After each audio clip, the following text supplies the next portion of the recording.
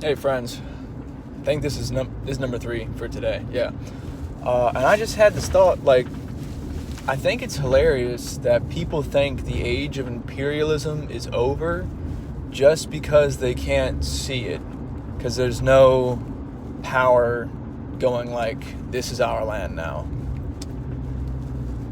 It's all just behind the scenes. Like, a lot of these states that are sovereign nations, I would air quote if I could, but I don't want to crash. So, sovereign nations are really just, they're being economically orchestrated like a puppet on some marionette strings. I mean, we saw this shit starting with the Cold War, where it was much more involved with like the nation's own like militaries and stuff, but they're starting to outsource more and more of that to private military corporations or PMC groups. So I think that shit's hilarious. And I think it's also hilarious that people think that Africa is just like a poor place. It's not. Like, France pretty much owns all of Northern Africa. Like, they don't own it in name, indeed, but they own it through influence. Like, the powers that are there, they interact with each other by speaking French. And that's just a giveaway sign that French influence is extremely high there.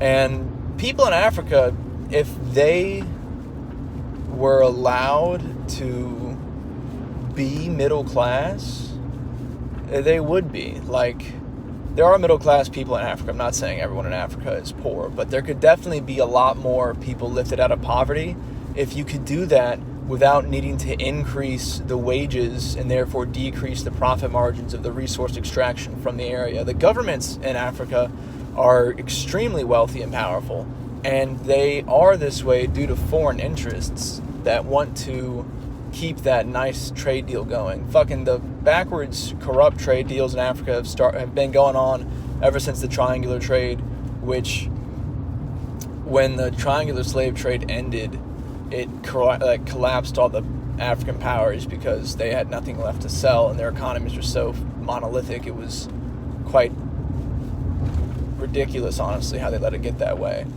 But it's shit. Money's addictive. I know that.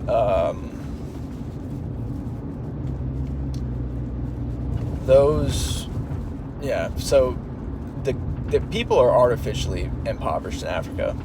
Like, the floor of poverty in Africa could be substantially lifted if things were not imperialistic, but they still are. And it's just economic and behind the scenes now, because they know that the people back at home, that makes their stomach upset. Which, it is bad. Like, there's a lot of harm going on, and I think that we should not be causing that much harm.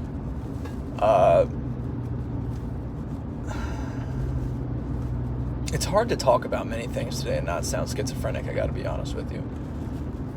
But, or schizoid, sorry.